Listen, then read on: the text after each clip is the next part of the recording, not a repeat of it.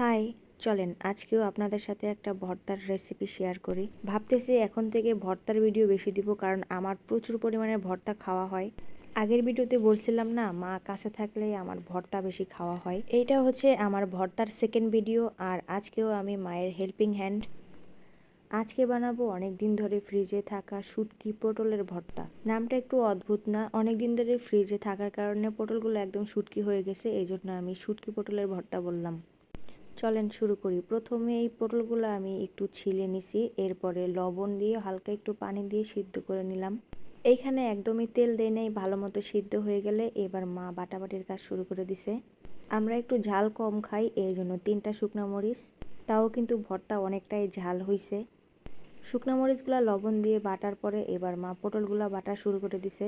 পটলের যেই কোনো আইটেম আমার খুবই ভালো লাগে, আর ভর্তা হলে তো কোনো কথাই নাই। কোনো কিছু দিয়ে ভাত খেতে ইচ্ছা না করলেও কিন্তু ভর্তা দিয়ে যে কোনো মানুষই অল্প হলেও ভাত খেতে পারে। কড়াইতে সামান্য তেল, পেঁয়াজ আর অল্প একটু কালি জিরা দিয়ে ভালো মতো নেড়ে চেড়ে এবার পটলের বাটা দিয়ে তেল পেঁয়াজে ভালো মতো নেড়ে চেড়ে হয়ে গেল পটলের ভর্তা। ভর্তা তো অনেকভাবেই করা যায়, আজকে আমার ইচ্ছা হলো একটু কালি জিরা দিয়ে ভর্তা খাওয়ার। হয়ে গেল আমার মায়ের হাতের নুন তেল ঝালে পটলের শুটকি ভর্তা। আচ্ছা, পটলের শুটকি ভর্তা নাকি শুটকি পটলের ভর্তা, আপনারাই বলেন।